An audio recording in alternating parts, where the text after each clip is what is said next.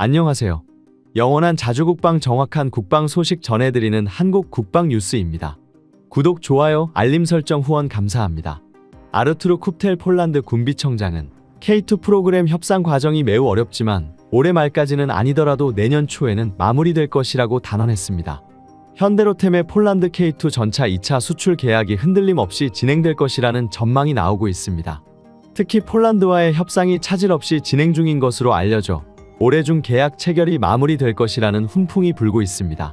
지난해 계약 체결이 완료될 것으로 예상되었으나 올해로 미뤄진 점에 대한 우려가 일부 있었던 상황입니다.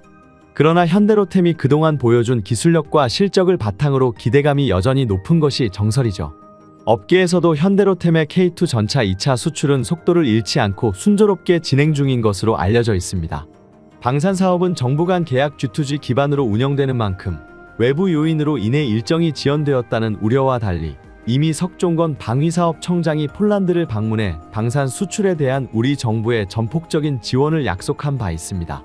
또한 석 방사청장의 방문과 설명으로 폴란드 측에서도 이러한 상황을 명확히 이해한 것으로 분석됩니다. 이날 회의에 참석한 피오트르 트리텍 장군은 육군이 우리나라 안보의 근간이라며 역동적으로 변화하는 지정학적 도전에 직면해 지상군의 현대화가 최우선 과제가 돼야 한다고 강조했습니다. 이처럼 폴란드에서는 우크라이나에 군사 장비를 공급한 결과 공백을 메울 필요성이 있다며 새로 형성된 전술부대와 군사부대의 구조를 보충하기 위해서도 추가 공급이 필요하다고 지속적으로 자국 국방력 내실 강화를 위해 힘쓰고 있는 것으로 보입니다. 이 포인트에서 바로 한국이 빼놓을 수 없는 것이죠. 특히 폴란드 주력 전차로 꼽히는 K2 전차 180대와 지원 차량에 대한 2차 계약에 공을 들이고 있다고 전해집니다. 폴란드는 대한민국에서 주문한 K2 전투 차량의 총수가 지금까지 84대가 되었습니다. 지금 이 속도는 2-3일 만에 K2 전차 한 대가 생산된 다른 곳으로 유럽에서는 한 달에 한두 대를 생산하는 것도 빠르다고 자랑하고 있지만 대한민국은 차원이 다른 수준입니다.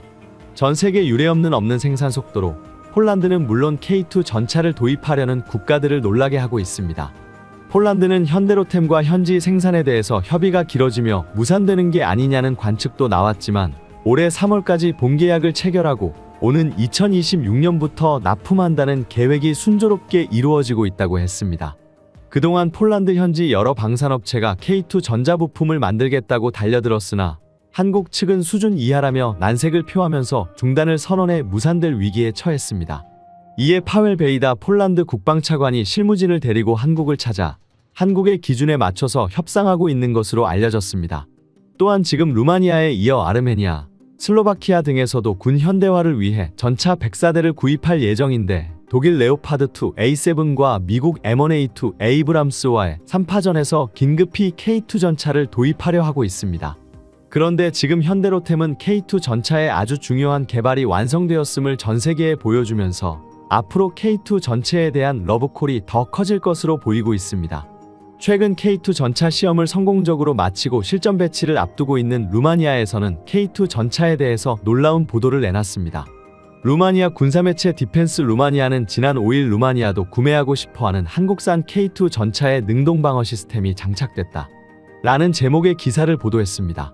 이 매체는 한국 방산업체 현대로템이 카덱스 2024에서 첨단 능동방어 시스템 APS를 탑재한 K2 블랙팬서 전차의 최신형을 선보였습니다. 이 업그레이드는 대전차 유도미사일 ATGM, 대전차 탄약 RPG를 포함한 다양한 유형의 대전차 위협을 견딜 수 있는 전차의 능력을 크게 향상시킨다고 찬사를 보냈습니다. 또한 유럽 군사매체 아미레코그니션에 따르면 이번 업그레이드를 통해 K2 블랙팬서는 세계에서 가장 보호받는 전차 중 하나로 자리매김하고 있으며 전쟁에서 이미 강력한 성능을 더 강한다고 했습니다. K2 전차에 장착된 능동방어 시스템은 대전차 발사체를 적극적으로 방어하면서 기존 수동장갑보다 훨씬 더 강력하고 또한 이런 반응 메커니즘을 통해 K2 전차는 강화된 방어력과 자신감을 갖고 전장에서 기동할 수 있으며 효과적인 공격 및 방어 능력까지 가지게 되었다고 했습니다. 그동안 K2 전차는 기동력과 정밀한 공격 능력은 뛰어나지만 측면 장갑이 취약하다면서 이번 우크라이나 전쟁을 통해 드러난 드론과 대전차 로켓을 어떻게 막을 수 있냐는 우려가 있었습니다.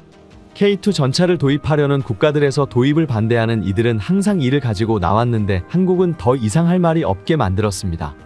한국은 재빠르게 고폭탄 대전차탄, 대전차 로켓, 대전차 유도 미사일을 무력화시킬 수 있는 능동보호 시스템을 완성했습니다.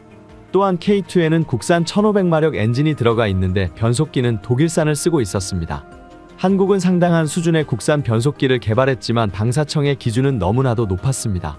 그런데 최근 방사청 주관의 내구도 검사에서 1500마력의 국산 변속기가 까다로운 테스트를 통과했습니다. 이 중국산 엔진의 독일산보다 훌륭하다는 1500마력 한국산 변속기가 장착된다면 K2의 전체 기동력은 더욱더 강력할 것이라고 했습니다. 그렇기에 같은 경우는 국산 변속기가 내구도 검사에 대한 평가가 끝나지 않았는데 벌써 920억 원 상당의 국산 변속기 도입 계약을 체결했습니다. 이미 튀르키예 사막에서 펼쳐진 수천 킬로미터 실전을 통해서 그 성능을 입증했다고 인정한 것입니다. 한국산 파워팩이 완성되면서 튀르키예를 비롯해 이제 중동 국가들에게 엄청난 러브콜이 이어질 것으로 보고 있습니다.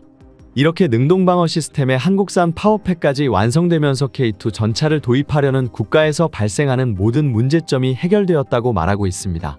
다만 현대로템이 루마니아의 K2 전차 수출을 위한 협상을 진행 중인 가운데 루마니아 대통령 선거에 집중하고 있습니다. 차기 대통령이 누가 되느냐에 따라 수출판도 변화와 직결될 수 있기 때문인데요. 국내 방산업체들의 루마니아 시장은 매력적일 수밖에 없습니다. 루마니아는 올해 북대서양조약기구 나토 가입 20주년을 맞아 안보를 강화하고자 국방 예산을 국내 총생산 GDP 대비 2.5%까지 확대하고 있기 때문이죠. 루마니아 차세대 전차 사업 규모는 250에서 300대 정도로 파악됩니다. 루마니아 육군은 지난해 7월 열린 한 루마니아 방산협력회의에서 전차 300대가량이 필요하다고 밝힌 바 있습니다. 만약 현대로템과 계약이 성사되면 전차 수출뿐만 아니라 유지 보수 정비 MRO 기술 수출도 같이 이뤄져 그 규모는 더 커질 것으로 보입니다. 아직 정확한 금액은 알 수 없지만 업계는 무려 3조에서 4조 원에 달할 것으로 예상하고 있습니다.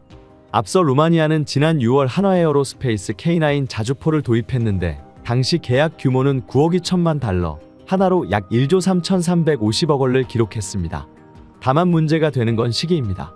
클라우스 요하니스 루마니아 대통령 작년 말까지였지만 지난 8일로 예정돼 있던 대선 결선 투표가 후보자 여론 조작 이슈로 취소됨에 따라 그는 새 대통령이 선출될 때까지 대통령직에서 내려오지 않겠다고 밝혔습니다. 그의 임기가 사실상 올해까지 이어지는 셈입니다. 이처럼 최근 루마니아는 대선 무효 논란과 극우 정치 세력의 급부상으로 정치적 혼란이 계속되고 있는 와중 대통령 재선거를 올해 5월 4일에 치르기로 합의하기도 했죠. 방산 수출은 국가와 기업 간 거래를 넘어 국가와 국가가 협정을 맺는 것이기 때문에 정치적 역학관계를 무시할 수 없습니다. 방산업계 한 관계자는 대통령이 바뀌면 당연히 방산 수출에 영향이 있을 수밖에 없다며 방산 수출 계약이란 게 잘 되는 것 같다가도 여러 가지 변수에 의해 엎어지기도 한다고 말한 만큼 한국은 이러한 루마니아의 동향에 관심을 기울여야 합니다. 그리고 지금 급히 K2 전차를 도입하려는 또 다른 국가가 나타났습니다. 유럽 관문에 위치한 아르메니아입니다. 수렘 파피키안 아르메니아 국방장관은 지난달 한국을 방문해 K2 전차 구매 가능성을 검토했습니다. 아르메니아는 아제르바이잔과 전쟁까지 치르고 최근에도 국경 분쟁이 벌어지고 있습니다. 러시아가 최근 아제르바이잔 편을 들면서 아르메니아는 미국과 합동훈련을 하고 있는데 최근 아르메니아 적국 아제르바이잔에서는 놀라운 보도를 내놨습니다. 아제르바이잔의 한 언론은 지난 9월 13일 미국 아르메니아에 무기를 공급하기 위해 아시아에 압력을 가하다라는 제목의 기사를 보도했습니다. 이 매체는 아르메니아 국방부 장관인 수렘 파피키안이 아시아의 방산무기 도입 사업을 위해 한국을 방문했다고 했습니다. 지난 4월 5일 브뤼셀에서 아르메니아에 미국 무기를 공급하기로 합의했는데 미국은 거기서 멈추지 않았다고 했습니다. 미국은 아르메니아 판매된 프랑스 군용 장비는 성능이 좋지 않은 것으로 알려졌으며 우크라이나도 한때 이 장비를 거부했다고 했습니다. 실제로 프랑스는 지난 2월 아르메니아와 케이사르 자주포 36대를 계약하고 단거리 미사일 수출도 추진한 바 있습니다. 미국은 프랑스가 수준 낮은 무기를 팔려는 것을 탐탁지 않게 보았습니다. 프랑스가 아르메니아 무기 도입 과정에 참여하자 미국은 프랑스의 개입을 차단하고 2억 5천만 달러를 지원하면서 한국산 K2 전차를 사라고 권유했다고 했습니다. 지금 미국은 미국산 무기를 팔면서 생기는 공백에 한국산 무기를 적극적으로 건의하고 있습니다. 폴란드, 루마니아 모두 미국산 에이브람스 전차를 도입하면서 K2 전차를 도입하거나 검토하고 있는데 아르메니아에서도 미국은 에이브람스 전차와 K2 전차를 운영할 수 있게 유도하고 있다고 했습니다. 아르메니아를 비롯해 많은 동료 국가들이 험준한 산악지형과 낡은 교량을 가지고 있어 가볍고 기동성이 좋은 전차가 필요한데 에이브람스가 해주지 못한 역할을 K2가 대체해주고 있습니다. 또한 한국은 미국이 가지지 못한 놀라운 생산력을 가지고 있습니다. 최근 글로벌 군사 전문가들은 러시아 우크라이나 전쟁이 끝나고 하나같이 지정학적 긴장과 국방비 증가 추세가 이어지며 한국 방산업체들의 역할은 확대되고 이라고 전망하고 있습니다. 전쟁 당사자인 우크라이나와 그를 지원한 서방 국가의 전력 손실은 심각한 수준인데 현재까지 유럽 여러 국가에서 우크라이나에 공여된 중화기는 전차 830대, 155mm, 152mm 곡사포 633대로 각각 유럽연합 전차 보유량의 21.4%, 30.7%에 달하는 수준입니다. 또 우크라이나 전쟁에서 손실된 전차 수는 우크라이나의 기존 보유량을 포함해 이미 920대에 달하며 보병전투차 및 수송차량 등을 포함한 장갑차 손실량은 그보다 훨씬 많은 2460대입니다. 이것은 유럽 국가의 국방 전력에 완벽하게 공백이 생긴 것이라고 했습니다. 현재 유럽 최대의 전차 생산업체 중 하나인 KNDS의 레오파드 전차 생산 능력은 현재 월세대에서 대대로 연간 40에서 50여 대에 불과한 것으로 알려졌습니다. 지금 현대로템은 생산량을 늘려서 한 달에 40에서 50대를 내놓을 정도의 놀라운 생산량을 보이고 있는데 레오파드 전차는 한국이 한 달에 생산할 수 있는 물량을 1년 동안 꾸역꾸역 만들고 있는 것이죠. 이러니 한국을 찾을 수밖에 없다고 했습니다. 지금 우크라이나를 비롯해 유럽에서 빠르게 전력의 공백을 메우는데 도움을 줄 수 있는 나라는 한국밖에 없다고 말하고 있습니다. 독일, 미국, 프랑스 다 둘러봤지만 한국을 이길 수는 없었다. 저명한 군사 전문가 벤 화이트가 21일 아미코그니션 담화에서 언급한 내용입니다. 최근 한국산 무기를 대거 도입한 폴란드에서 예상치 못한 일이 벌어져 화제가 되고 있습니다. 통상적으로 대규모 무기 수출 시 시행되는 대출 사업, 즉 수출국의 수출 금융 지원이 없는 일시불 현금 결제를 폴란드가 추진하고 있는 것인데요.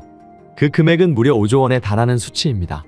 그럼 폴란드 입장에서는 한국 측의 금융 지원을 받는 것이 더 유리할 텐데 왜 이런 결정을 내린 것일까요? 이는 궁극적으로 한국 무기가 지닌 현재 영향력 그리고 세계 다른 국가와 비교해서도 압도적인 우위에 있는 성능 때문이라는 분석이 나오고 있습니다. 그럼 그 자세한 소식 알려드리겠습니다. 최근 폴란드 정부는 한국과 폴란드 방산이 2차 계약의 일환으로 한화에서 K9 자주포 152문과 천무 72대를 구매하기로 하고 한국 수출입 은행이 아닌 유럽계 글로벌 은행과 자금 마련에 관한 협의를 진행 중인 것으로 전해졌습니다. 한마디로 EU 법인카드를 쓰겠다는 겁니다. 앞서 1차 계약을 체결할 때까지만 해도 한국수출입은행과 한국무역보험공사가 계약 금액의 80%가량인 100억 달러 규모의 대출과 보증을 지원해 주었습니다. 이건 한국이 글로벌 경제적인 측면에서 마이너스 요소가 아니라 통상적으로 방산 계약을 정부 간 계약 성격이 강하고 수출 규모도 크기에 수출국에서 저금리의 정책 금융 보증, 보험을 지원하는 것이 국제적인 관례입니다. 오히려 지원을 받지 않는 것이 더 이례적입니다.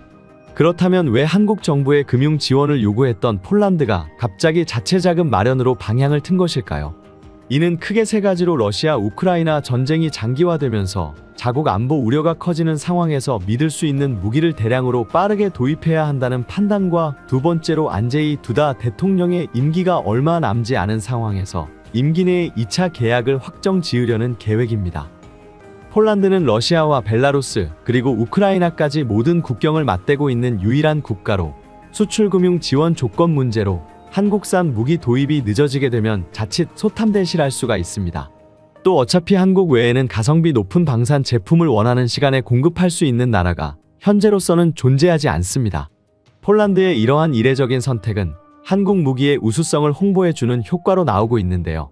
한국과 대규모 방산개혁을 추진했던 안제이 두다 대통령은 작년 말 새로 집권한 총리 측과 여러 갈등을 빚으면서 비난 아닌 비난도 자국 내에서 꽤나 받은 것으로 확인됩니다.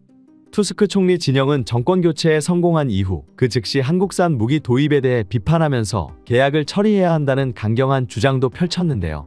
로이터에 따르면 야권연합의 일원인 시몬 호어브니아 하원 의장은 PIS 정부가 지난 10월 15일 이후 서명한 합의는 파기될 수 있다면서 감사원은 계약상 문제가 없는지 철저히 검토할 것이며 도입된 무기 역시 현지 추가 테스트를 통해 엄격하게 관리될 것이다라고 했습니다. 그러나 총선 이후 현재 1년이 지난 현 시점, 실질적으로 철회되거나 축소되는 등 연기된 계약은 단 한 차례도 없었는 것이 팩트죠. 신정부의 까다로운 검증과 때로는 근거 없는 비방에도 불구하고 실운영자들에 의해 극찬을 받으면서 없어서는 안 될 무기직으로 자리 잡게 되었죠. 이러한 상황에서 폴란드뿐만 아니라 러시아의 우크라이나 침공으로 안보의 불안을 느끼고 있는 우크라이나 인접 국가들이 군비 확장에 나서고 있습니다. 최근 리투아니아의 국영 매체에서 독일 자주포를 우크라이나로 넘기고 자신들은 한국의 최신식 K9 자주포를 도입할 계획이라고 발표하면서 큰 화제가 되고 있는데요. 그간 리투아니아는 나토의 약한 연결고리라는 지적을 받아왔지만 제한된 예산으로 인해 노후화된 장비를 계속 사용할 수밖에 없었습니다. 그러나 최근 폴란드가 한국과 무기 계약을 체결하고 2개월 만에 초도분을 인도받았으며 K9A2가 영국에서 엄청난 성능을 보이며 큰 관심을 받는 등 한국산 무기가 그 엄청난 생산 능력과 성능을 입증하며 전 세계의 관심을 받자 리투아니아 역시 한국 무기에 관한 관심을 드러내기 시작한 것인데요. 이러한 영향으로 리투아니아뿐만 아니라 루마니아 등 다른 인접국들도 한국 무기 구매를 희망하고 나섰다고 합니다.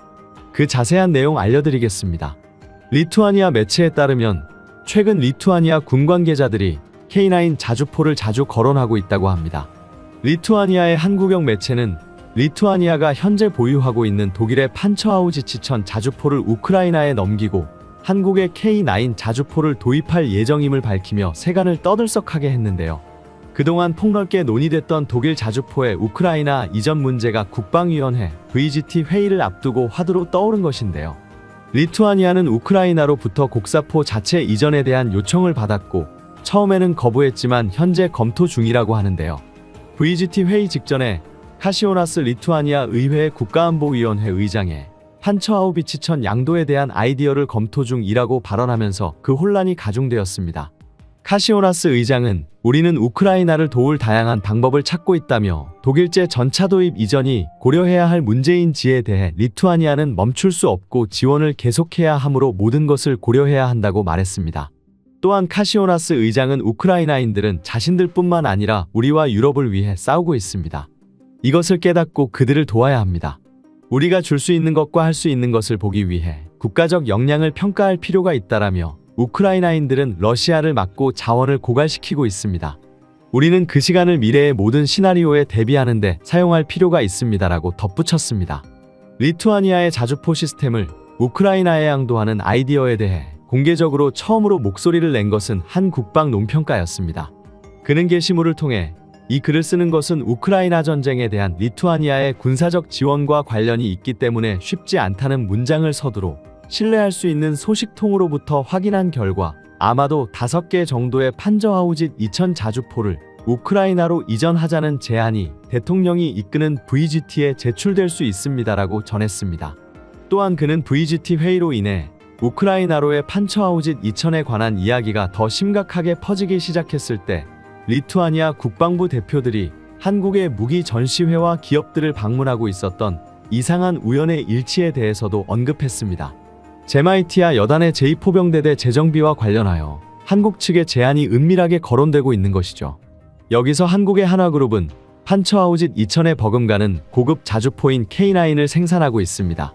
또한 폴란드는 이미 수십 개의 자체 추진 곡사포, 크랩을 사용하고 있는데 그 생산은 K9 플랫폼을 기반으로 합니다. 리투아니아는 러시아와 벨라루스 사이에 끼어있는 발트 3국 중 하나로 우크라이나가 러시아의 침공으로 함락되면 다음은 그들 차례가 될 것이라며 우려하고 있습니다. 젤렌스키 우크라이나 대통령은 외신 기자들을 상대로 한 기자회견에서 우크라이나가 함락되면 라트비아, 리투아니아, 에스토니아가 다음 차례가 될 것이라고 경고하기도 했죠. 리투아니아는 20세기의 절반을 소련 통치하에서 보낸 국가로 북대서양 조약기구 회원국이기도 합니다. 많은 리투아니아인들은 블라디미르 푸틴 러시아 대통령이 나토의 결속력을 시험하려고 한다면 발트의 국가들이 그 대상이 될 수 있다고 보고 있는데요. 리투아니아어가 벨라루스와 러시아의 영토인 칼리닝그라드 사이에 있기 때문입니다.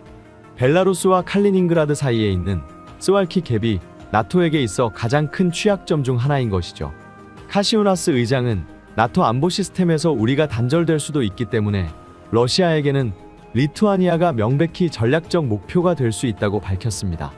이에 대해 카시우나스 의장은 겁에 질린 필요는 없지만 대비는 해야 한다며 모든 가족은 준비를 하고 있어야 한다고 덧붙였습니다. 실제로 러시아가 우크라이나를 공격한 날 리투아니아 정부는 국가 비상사태를 선포했는데요. 같은 날 지하실을 방공호로 사용할 수 있는 학교와 교회 목록을 발표하기도 했습니다. 또한 수월하게 수천 명의 나토군의 훈련을 진행하고 있습니다. 사실 리투아니아가 나토의 약한 연결고리라는 지적은 오래전부터 있었습니다. 그러나 리투아니아는 제한된 예산 때문에 노후화된 장비를 계속해서 사용해온 수밖에 없었는데요. 최근 폴란드, 영국, 슬로바키아 등 인접국의 한국산 무기 도입 소식이 전해지면서 리투아니아도 그 관심을 드러내기 시작한 것입니다. 특히나 한국은 폴란드와의 계약에 있어 2개월 만에 주도권을 인도하며 그 엄청난 생산 능력으로 전 세계를 놀라게 했습니다. 한국은 폴란드와 지난 7월 27일 정식 도입 계약을 체결했는데요. 한국의 K2 전차가 계약 2달여 만에 출고되어 폴란드 군 관계자들의 입회하에 인수평가 중이라고 합니다. 평가가 끝나면 올 1분기부터 본격적인 전차 생산 작업이 시작될 예정입니다. 폴란드 현지에서 한국 방산협력 관련 정보를 취급하는 50대 소식통 역시 폴란드 육군 납품용 K2 전차가 2차로 출고되었다는 소식을 전했습니다. 폴란드가 도입할 예정인 약 1000여 대의 전차 가운데 180대는 우리나라에서 생산하여 폴란드에 직접 납품하는 것으로 한국 육군용 K2 전차와 거의 유사한 사양을 갖추고 있습니다. 폴란드 육군의 전술 데이터 링크 시스템과 통신 장비 등 일부 사양만 수정되어 빠른 생산이 가능한 것인데요. 폴란드 육군용 K2 전차는 한국 육군용과 달리 능동방어용 레이더 시스템과 요격 탄발사기가 갖춰진 프로덕션 버전으로 능동방어 장치가 들어갑니다. 해당 차량은 우리나라에서 우리 육군과 방위사업청, 폴란드 군 관계자들의 검수와 인수평가를 통과하는 대로 폴란드 화물선에 선적될 예정입니다. 지금 시행평가 중이니 곧 선적되어 폴란드에서 군사 퍼레이드에 등장하며 대대적인 홍보를 할 것으로 보입니다. 폴란드는 당장 올해 말부터 부대 개편 작업에 들어가 K2 전차를 배치할 계획을 발표했는데요. 현재 부대 개편을 위한 준비 작업이 한창 진행 중입니다. 단 2달 만에 12배에 달하는 전차를 생산해냈다는 것은 정말 놀라운 속도입니다. 전 세계에서 따라올 자가 없을 정도의 납품 속도인데요. 독일의 경우 계약 후 생산까지 최소 4년이 걸리는 것을 보면 그 속도를 체감해 볼 수 있습니다. 한국의 K9은 최근 영국에서도 큰 주목을 받았습니다. 지난해 8월에는 영국의 UTAC 밀브록 프로빙 그라운드에서 열린 영국 방산업체 컨소시엄인 DVD 포럼 2024에 참여해 영국의 군 관계자들 앞에서 그 위용을 과시했는데요. 영국의 한 기자가 한국의 개량형 K9A2 대해 극찬하는 내용의 기사를 보도하면서 더욱 많은 관심을 받기도 했습니다. 이렇게 인접국에서 계속해서 전해지는 한국의 K9에 대한 소식에 리투아니아의 관심 역시 커질 수밖에 없었는데요. 리투아니아 군 관계자들은 이번 DX 코리아에 참석했으며 그 후 K9 구매와 관련된 뒷이야기가 계속해서 나오고 있습니다. 한국 무기에 대한 관심은 리투아니아뿐만 아니라 루마니아로 이어지며 그 대박 행진을 이어갔습니다. 루마니아가 한국과 국방 협력할 것을 합의하며 한 루마니아 국방 협력 증진 의견서에 서명한 것에 이어 루마니아 현지 언론이 루마니아가 한국의 K9 자주포와 K2 전차 도입에 서명한 것이죠. 이처럼 급격한 육군력 보강을 위해 독일의 전차 등 많은 경쟁 모델을 제치고 한국의 K9 자주포와 K2 흑표 전차가 선정되었는데요. 한국산 무기가 우크라이나 전쟁으로 인한 상황 속에서 빠른 배치가 가능한 생산 능력과 기존 시스템과의 상호운용성, 저렴한 가격, 우수한 성능 등의 많은 장점을 갖고 있기 때문입니다. 아울러 폴란드와 슬로바키아 등 인접국가와의 협의를 통해 부품 수급과 정비 등 운용 비용 절감에 있어서 이득을 볼 수도 있을 것입니다. 이렇게 K방산은 그 뛰어난 장점으로 나토 최전선을 한국 무기들로 도배되어 가고 있습니다. 쏟아지는 계약으로 인해 현대로템이 납기일을 맞출 수 있을지 걱정될 정도인데요. 한국 방산 능력을 믿어 의심치 않으며 계속되는 주문 폭주로 한국 방산의 그 위상이 더 높아지기 바랍니다. 지금까지 시청해주셔서 감사합니다. 구독과 좋아요, 알람 설정 해두시면 한국의 다양한 방위산업 소식을 받아보실 수 있습니다. 시청해주시는 분들 정말 감사합니다.